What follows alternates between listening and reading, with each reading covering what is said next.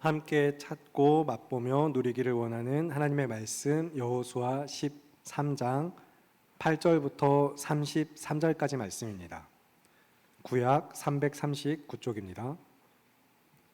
여호수아 13장 8절부터 33절 조금 길고 지명과 성읍들의 이름이 쉽지 않기 때문에 유의하여서 또박또박 함께 목소리를 맞춰서 같이 교독해 주시기를 바랍니다. 여호수아 13장 8절부터 33절 차례대로 한 절씩 교독을 하겠습니다. 므낫세 반 지파와 함께 르우벤 족속과 갓 족속은 요단 저편 동쪽에서 그들의 기업을 모세에게 받았는데 여호와의 종 모세가 그들에게 준 것은 이러하니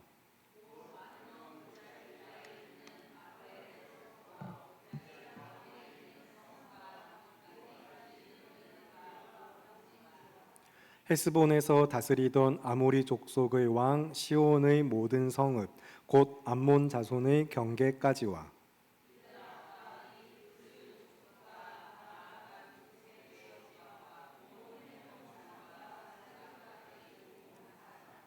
곧 르바의 남은 족속으로서 아스다롯과 에드레이에서 다스리던 바산 왕 옥의 온 나라라. 모세가 이 땅의 사람들을 쳐서 쫓아냈어도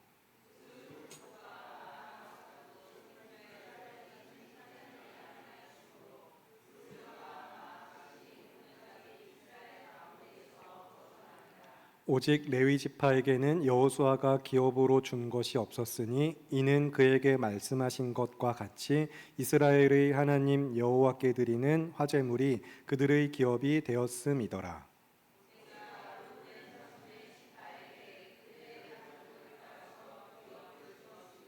그들의 지역은 아르논 골짜기 가에 있는 아로엘에서부터 골짜기 가운데 있는 성읍과 메드바 곁에 있는 온 평지와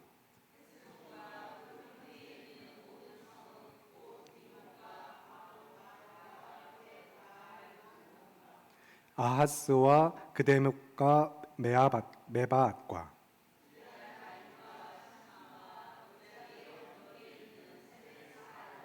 베프올과 비스가 산 기슭과 베뎌시목과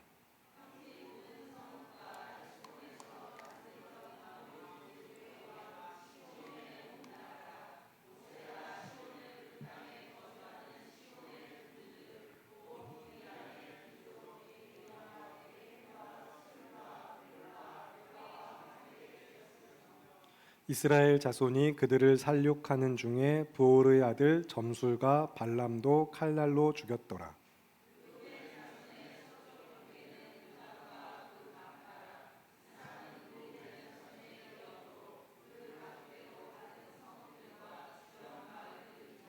모세가 갓 지파 곧 갓 자손에게도 그들의 가족을 따라서 기업을 주었으니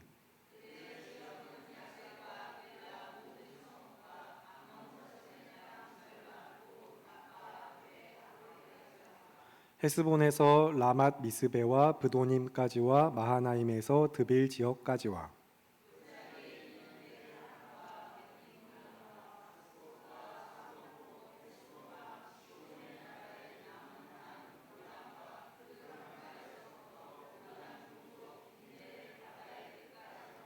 이는 갓 자손의 기업으로 그들의 가족대로 받은 성읍들과 주변 마을들이니라.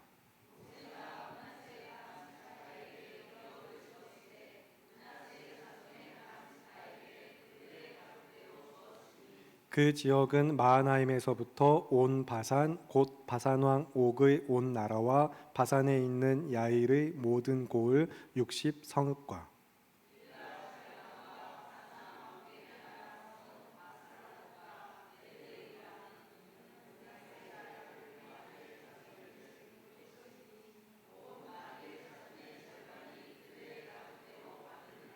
요단 동쪽 여리고 맞은편 모압 평지에서 모세가 분배한 기업이 이러하여도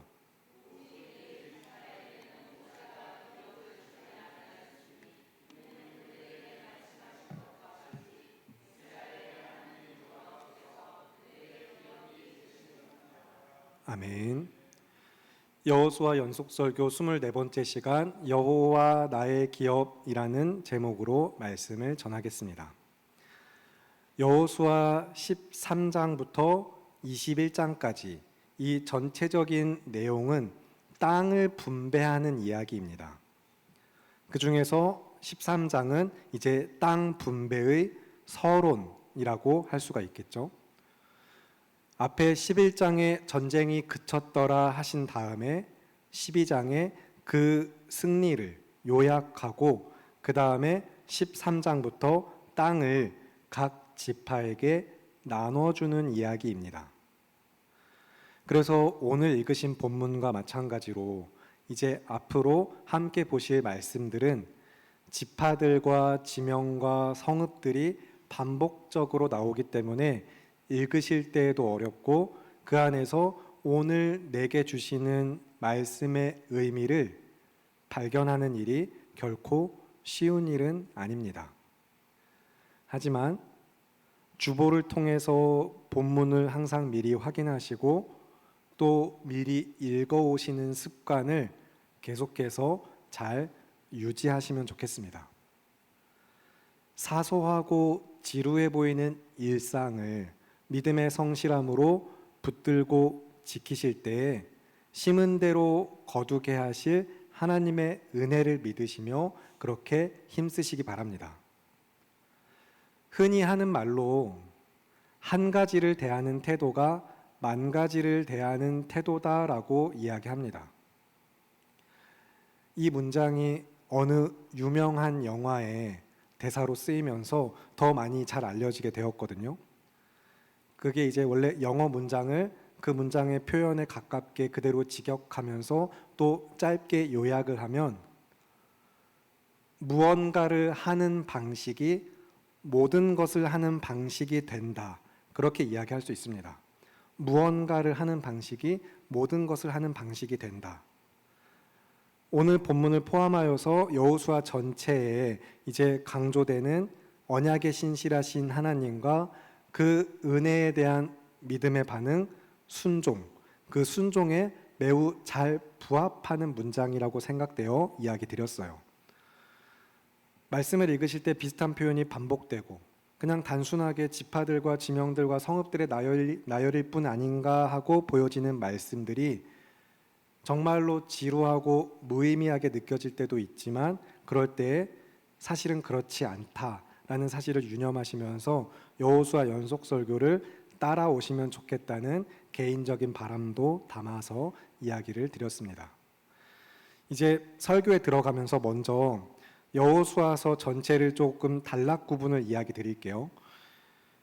1장부터 24장까지 이제 크게 두 단락으로 구분을 할 수가 있습니다. 전체를 크게 두 단락으로 구분을 하면은 1장부터 12장 전반부, 13장부터 24장의 후반부로 크게 두 단락을 나눕니다. 1장부터 12장의 전반부는 정복하는 전쟁의 이야기고요. 13장부터 24장까지는 이제 분배하고 거주하는 이야기입니다. 이렇게 크게 두 단락을 나눴을 때 다시 여기서 세부적으로 네 단락으로 나눌 수가 있거든요. 여러 주석들 안에서 동일하게 이야기되고 그 구분 방식을 따라서 동일하게 네 단락을 나눠서 설명드리도록 하겠습니다. 그런데 이제 단락에 대한 명칭, 그 단락을 요약해서 이름 붙이는 그 명칭을 마지막 단락만, 네 번째 단락만 제가 새롭게 이름을 붙였습니다. 우선 1장 1절 처음 시작부터 5장 12절까지 1장 1절부터 5장 12절까지 첫 번째 단락은 들어가는 이야기입니다. 들어가는 이야기. 그 다음에 5장 13절부터 12장 24절까지 5장 13절부터 12장 24절까지 두 번째 단락은 정복하는 이야기입니다. 들어가는 이야기, 정복하는 이야기. 그 다음에 13장 1절부터 21장 45절까지가 앞에서 설명드린 것처럼 분배하는 이야기예요. 땅을 분배하는 것입니다. 그렇게 분배하는 이야기가 21장 45절까지 마친 다음에 마지막 22장 1절부터 24장 33절까지 네 번째 단락은 이제 많은 주석들이 공통적으로 미래의 이야기 혹은 결론 또 이스라엘의 결단 그런 식으로 이제 표현을 많이 합니다. 그런데 오늘 이 시간에는 이 네 번째 단락을 살아가는 이야기 그렇게 표현을 하도록 하겠습니다. 살아가는 이야기 22장 1절부터 24장 33절 마지막 단락은 살아가는 이야기입니다. 정리를 해드리면 들어가는 이야기, 정복하는 이야기, 분배하는 이야기, 그리고 살아가는 이야기가 되겠죠. 하나님의 임재 가운데 약속의 땅에 들어가서 하나님께서 주신 땅을 차지하고 그 땅을 각 지파에게 나누어 기업으로 삼게 한 다음 이제 그 땅에서 살아가면서 계속해서 그 땅에서 예배하고 하나님의 언약에 대한 충성을 이야기하는 것이 마지막 네 번째 단락입니다. 그래서 그 땅에 거주하며 살아가는 이야기로서 마지막 단락을 살아가는 이야기라고 표현을 하고 싶어요. 그리고 여러분 다시 들어가는 이야기부터 조금 되짚어 보시면 들어가는 이야기의 처음 시작 1장의 말씀 모세의 수종자 눈의 아들 여호수아를 부르시는 것으로 이야기는 시작합니다.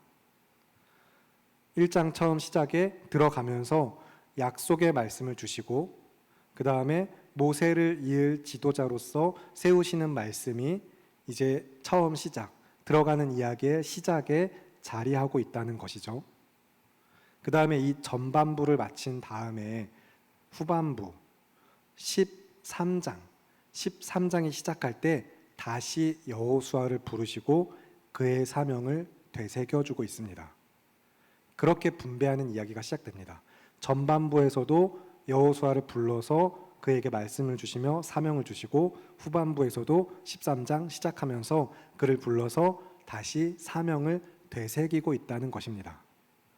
그래서 이제 어떤 주석에서는 이 13장 1절부터 7절 지난주의 본문이었죠. 1절부터 7절의 말씀을 재임명 여호수아의 재임명 그런 단락으로 구분을 하기도 합니다. 하지만 표현은 재임명이지만 사실 언약을 그에게 주신 사명을 되새겨 주시는 것이죠. 이제 여기서 우리가 발견할 수 있는 것은 그에게 주어진 역할 사명이 계속해서 동일하게 이어지고 있으며 그냥 땅을 정복하는 이야기가 전부가 아니라는 사실입니다. 여호수아는 이 전쟁을 이끌고 여호와께서 주시는 승리를 이스라엘 백성에게 줄 뿐만 아니라 이제 여호와께서 약속하신 땅을 이스라엘에게 기업으로 잘 분배해야 하는 것입니다.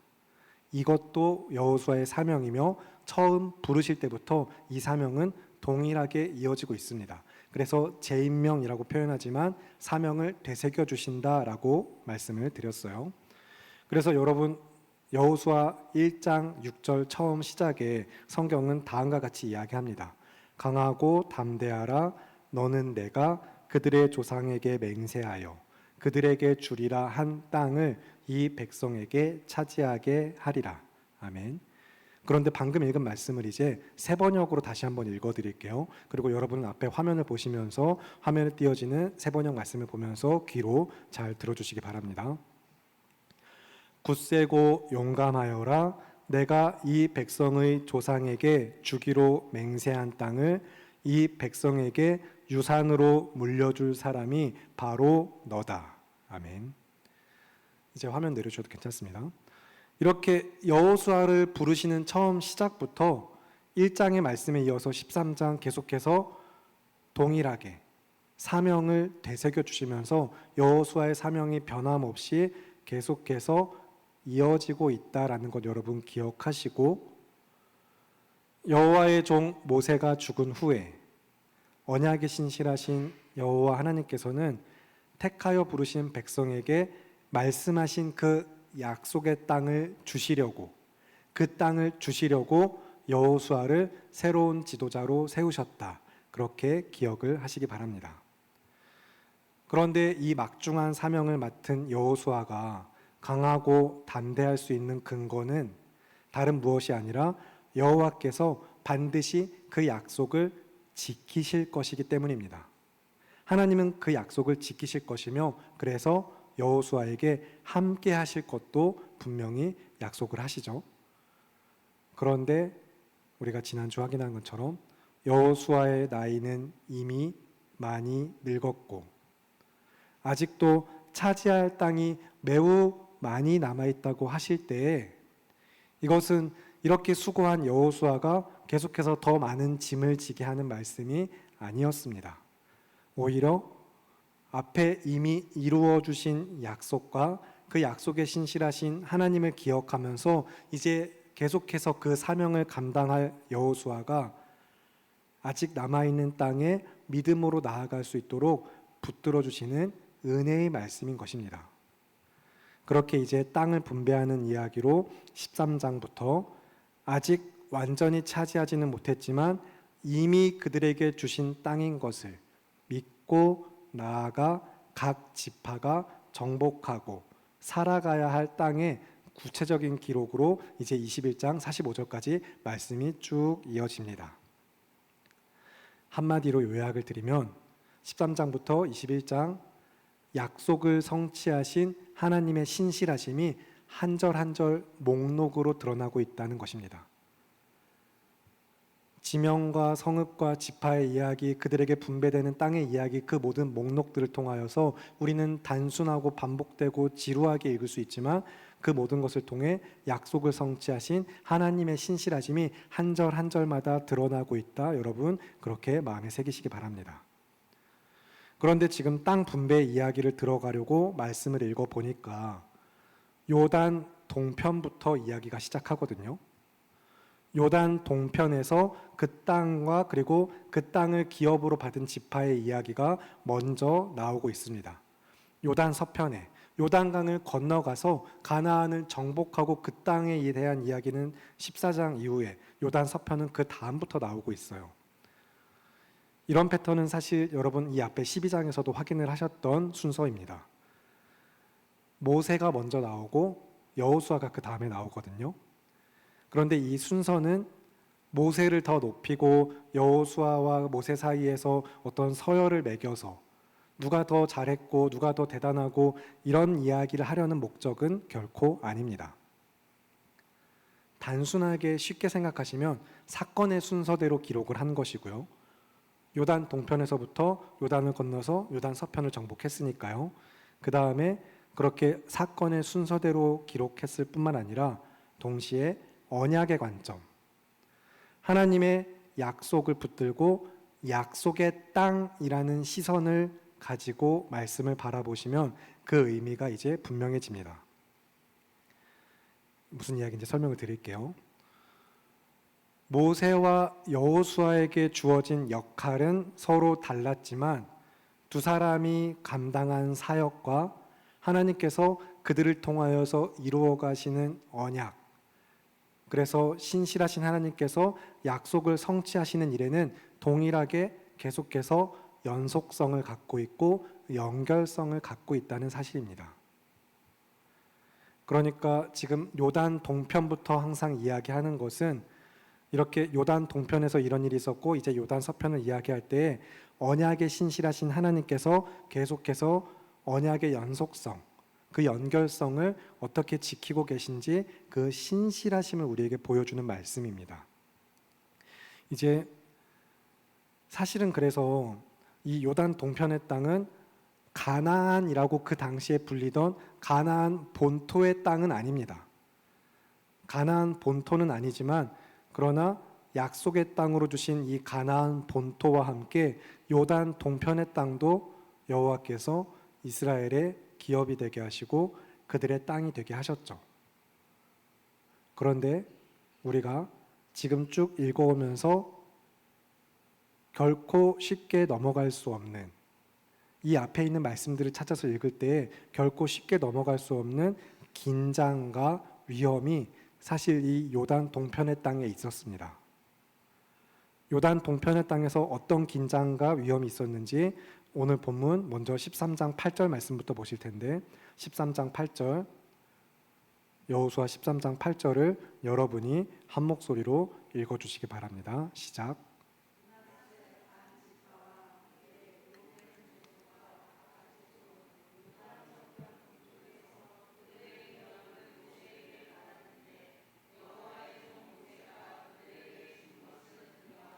아멘. 여러분 말씀을 잘 보시기 바랍니다. 므낫세 반지파 그리고 르우벤과 갓지파 그들은 요단 저편 동쪽에서 그들의 기업을 모세에게 받았는데라고 말씀이 쓰여 있어요. 즉 이 두 지파 반 그렇게 이야기할 수 있는 이 사람들은 이미 땅을 받았다는 것입니다. 약속의 땅에 들어가서 여호수아가 정복하는 여호수아 이야기가 있기도 전에 이미 땅을 모세에게 받았어요. 이게 무슨 상황인지 민수기 32장의 말씀을 통해 확인하겠습니다. 구약 251쪽입니다. 민수기 32장 1절부터 5절을 보실게요. 구약 251쪽 민수기 32장 1절부터 5절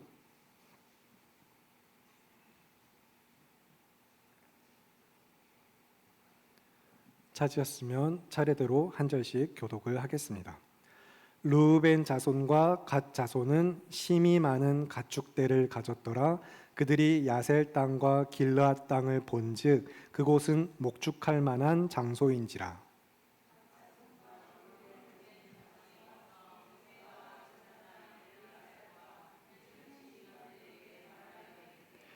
아다롯과 디본과 야셀과 니므라와 헤스본과 엘르알레와 스밤과 느보와 브온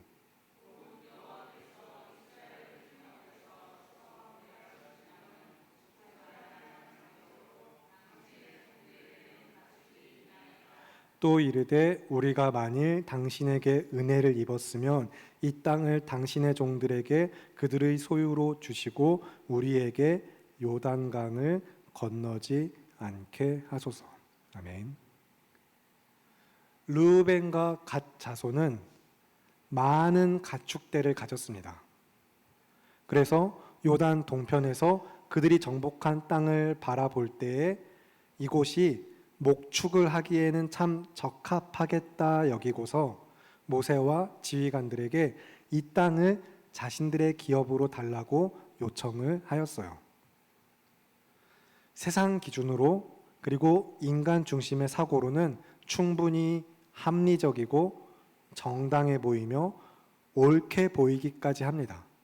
우리는 많은 가축을 가졌으니 이 땅은 목축하기에 적당해 보이니 우리에게 이 땅을 주시죠라는 이 요구가 우리의 눈에는 합리적이고 정당해 보이는 선택일지라도 또 우리 삶에도 마찬가지입니다.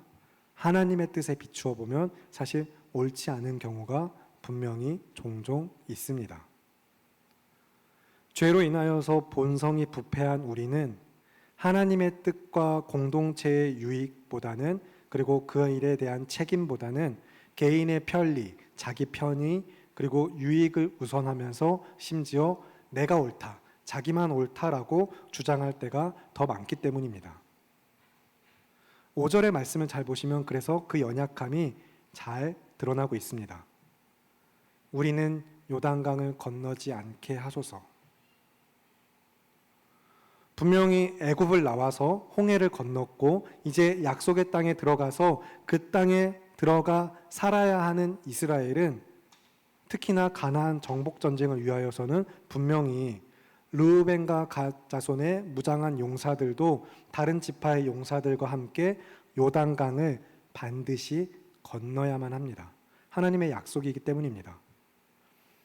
그런데 우리에게 요단강을 건너지 않게 하소서라는 이 말은 마치 이 전쟁에서 자신들은 빼달라는 것처럼 결코 좋게 들리지 않는 상황인 것입니다. 하나님의 언약과 그 공동체의 책임에 대하여 말씀에 대하여 순종하는 그런 태도라고 할 수가 없겠죠. 그래서 이제 모세도 다음과 같이 대답을 합니다. 이어지는 6절과 7절의 말씀, 민수기 32장 6절 7절을 함께 한 목소리로 읽겠습니다. 시작. 모세가 갓 자손과 르우벤 자손에게 이르되 너희 형제들은 싸우러 가거늘 너희는 여기 앉아 있고자 하느냐? 너희가 어찌하여 이스라엘 자손에게 낙심하게 하여서 여호와께서 그들에게 주신 땅으로 건널 수 없게 하려 하느냐? 아멘. 지금 너희 형제들은 이제 다 싸우러 가려고 하는데 너희는 여기 가만히 앉아 있겠다는 것이냐라고 그렇게 행동하면서 너희가 이스라엘 자손 전체의 사기를 다 꺾고 그들을 낙심하게 만들어서 약속의 땅, 여호와께서 주실 땅에 들어가지 못하게 건너가지 못하게 만들려고 하느냐라고 일침을 이제 모세가 놓고 있습니다.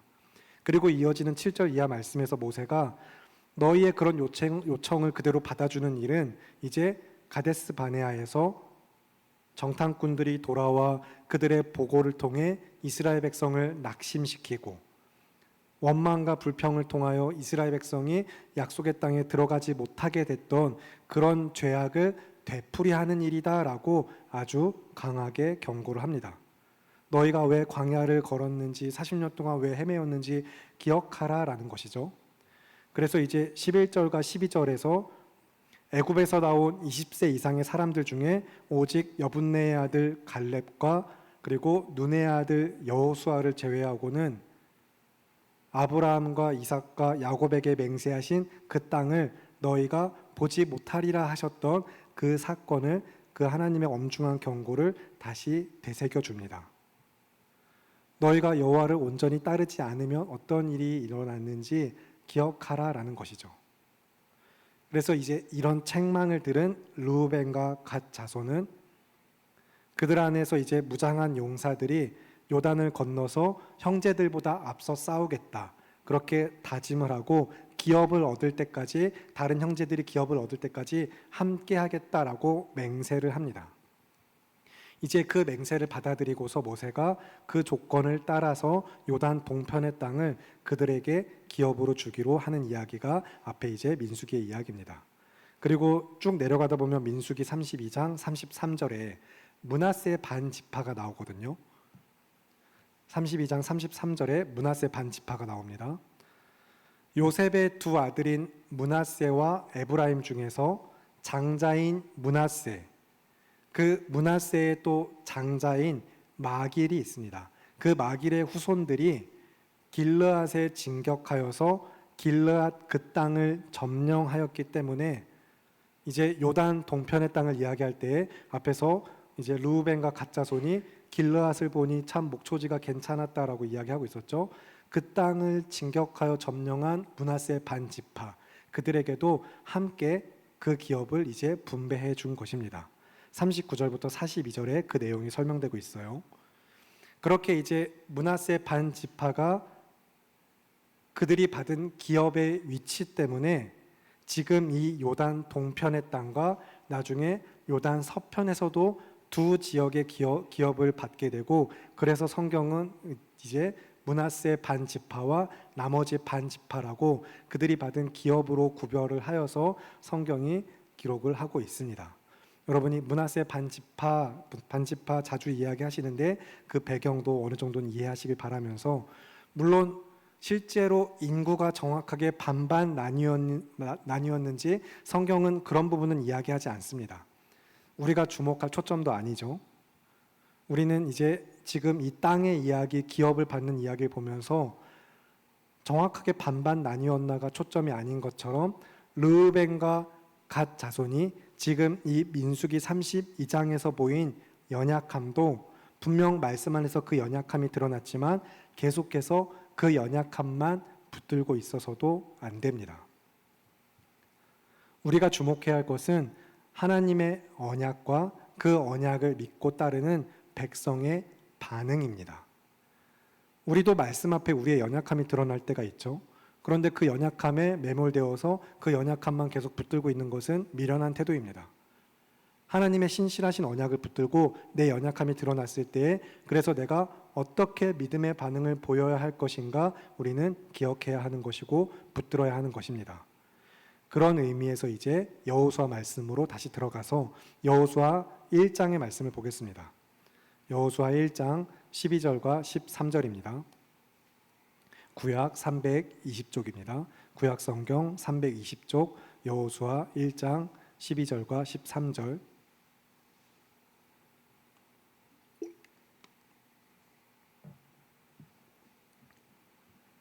찾으셨으면 12절부터 13절을 함께 한 목소리로 읽겠습니다. 시작.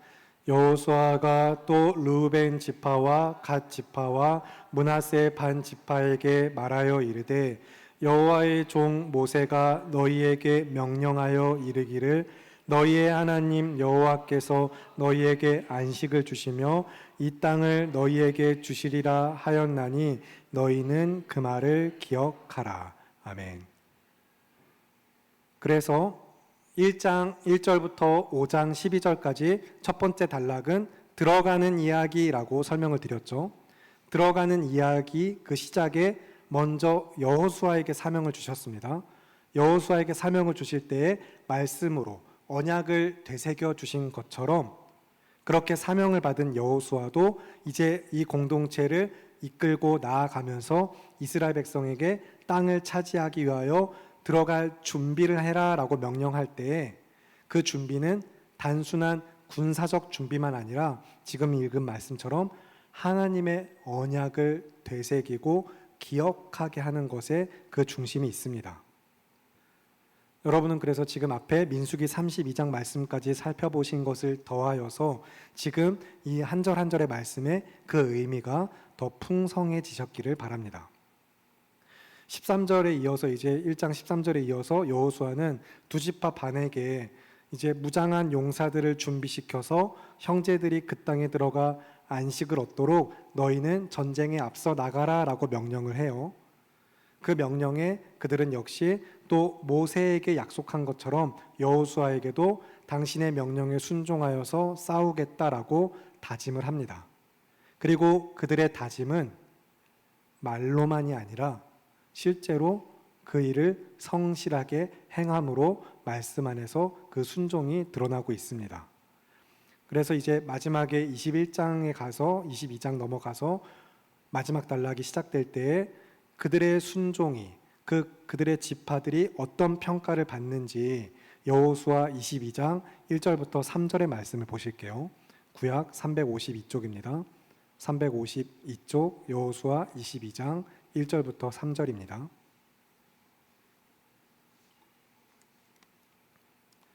여호수아 22장 1절부터 3절. 그들이 그 다짐을 그리고 그들의 결단을 지켜서 성실하게 순종으로 행하였을 때 어떤 평가를 받았는가 1절부터 3절의 말씀 함께 한 목소리로 읽겠습니다. 시작. 그때에 여호수아가 르우벤 사람과 갓 사람과 므낫세 반 지파를 불러서 그들에게 이르되 여호와의 종 모세가 너희에게 명령한 것을 너희가 다 지키며 또 내가 너희에게 명령한 모든 일에 너희가 내 말을 순종하여 오늘까지 날이 오래도록 너희가 너희 형제를 떠나지 아니하고 오직 너희의 하나님 여호와께서 명령하신 그 책임을 지키도다. 아멘. 처음에 르우벤과 갓 자손의 눈에는 그들이 가진 많은 가축과 함께 그들의 앞에 펼쳐진 너무 좋아 보이는 목축하기 좋은 땅이 눈에 들어왔습니다. 그래서 시선을 빼앗겼죠. 그러나 결국에는 그들은 다시 시선을 돌렸습니다. 주님만을 바라보았습니다. 자기들의 유익이 아니라 공동체의 유익을 생각했고 하나님의 약속과 형제들이 함께 누려야 되는 안식, 여기에 믿음의 시선을 돌리고 말씀을 붙들고 여호와의 명령에 계속해서 순종하여서 말로만 약속한 것이 아니라 성실하게 지켜 행하였습니다. 우리는 이 말씀을 보면서 신실하신 하나님의 언약에 성실하신 믿음의 순종으로 그 은혜에 합당한 반응으로 보이는 백성들의 언약 공동체의 순종을 보면서 동일하게 나는 어떤 믿음으로 지금 여기에서 살아가야 할 것인가, 이미와 아직 사이에서 지금 여기 오늘을 어떤 믿음으로 살아가야 하는가를 그렇게 말씀을 붙들어야 하는 것입니다. 이제 이들의 순종, 그래서 므낫세 반지파와 르우벤과 갓 자손 그 지파들이 순종하여서 요단 동편의 땅을 기업으로 얻게 하셨을 때, 그렇다고 이 순종이 그들의 자격이나 공로가 된 것도 아니었고, 오히려 그 연약한 가운데서 말씀을 붙들고 일어나 살아가게 하신 은혜로서 말씀과 함께 믿음으로 나아간 삶의 자세였다는 것을 여러분 기억하시기를 바랍니다. 그리고 동일하게 우리도 내가 가진 것, 그리고 내 앞에 보이는 것 때문에 믿음의 시선이 흔들리지 않기를 바랍니다. 가끔 우리는 이제 주시면 주시는 대로, 또 주시지 않으면 주시지 않는 대로 하나님을 향해야 되는 믿음의 시선을 너무 쉽게 다른 곳으로 돌리는 경우들이 있죠. 정말 감사하게 주신 것이 많을 때에는, 그러니 여러분, 그것을 주시는 분이 누구인지, 왜 주셨는지를 기억하시기 바랍니다. 반대로 또 참 어렵지만 앞에 주실 때 그런 일을 하는 것도 정말 어려운 일이고, 도무지 주시지 않을 때도 왜 주시지 않는지, 이것을 나에게 허락하시지 않는 분이 누구이신지를 믿으시기 바랍니다. 우리를 도우시고 이끄시며 가난하게도 하시고 부하게도 하시는 여호와 하나님께서는 언약에 신실하신 하나님이십니다. 그 하나님을 믿는 우리는 그래서 지나치게 부하게도 마시고 너무 가난하게도 마시고, 그래서 내가 하나님을 잊어버리거나 원망하지 않도록 늘 일용할 양식으로 나를 먹여주시기를 기도하는 가운데, 나의 모든 필요와 만족은 결국에는 오직 여호와 하나님 당신뿐입니다. 주님만 나의 만족 되십니다라고 믿음의 고백을 해야 하는 것입니다. 그리고 바로 이 지점에서, 바로 이 핵심을 가지고 우리는 오늘 본문에서 레위 지파에 주목을 해야 합니다. 레위 지파가 오늘 본문 안에서만 두 차례 레위 지파에게는 땅을 기업으로 주지 않으셨다라고 말씀하고 있거든요. 14절과 33절의 말씀입니다. 땅을 주시지 않았지만 그들에게 허락하신 것이 있죠. 다시 오늘 본문으로 돌아오셔서 여호수아 13장 14절, 그 다음에 곧바로 이어서 33절, 이 두 절의 말씀을 저와 여러분 같이 함께 한 목소리로 읽겠습니다. 여호수아 13장 14절 그리고 33절입니다. 시작. 오직 레위 지파에게는 여호수아가 기업으로 준 것이 없었으니 이는 그에게 말씀하신 것과 같이 이스라엘의 하나님 여호와께 드리는 화제물이 그들의 기업이 되었음이더라. 오직 레위 지파에게는 모세가 기업을 주지 아니하였으니 이는 그들에게 말씀하신 것과 같이 이스라엘의 하나님 여호와께서 그들의 기업이 되심이었더라. 아멘. 말씀을 잘 보시면 14절에서는 여호수아가 주지 않았다고, 33절에서는 모세가 레위 지파에게 기업을 주지 않았다라고 말씀하고 있죠. 하지만 근원적으로 살펴보면 여호와께서 그렇게 명하신 것입니다. 모세나 여호수아 한 개인이 임의로 그들이 그렇게 안 준 것이 아니라 모세와 여호수아 모두 하나님의 말씀에 순종하여서 여호와께서 명하신 대로 그들에게 땅을 기업으로 주지 않았습니다. 그렇다고 레위 지파가 그들이 살아가야 될 거처를 받지 못한 것은 아니거든요. 말씀은 그런 뜻이 아닙니다. 나중에 21장에 가시면 여러분, 이스라엘 각 지파 가운데서 성읍들과 그 주변의 목초지를 레위 지파에게 주시는 이야기를 여러분 확인하실 수 있어요. 다만 다른 지파들처럼 하나로 이어져 있는 영토를 그 지파에게 기업으로 주신 것은 아닙니다.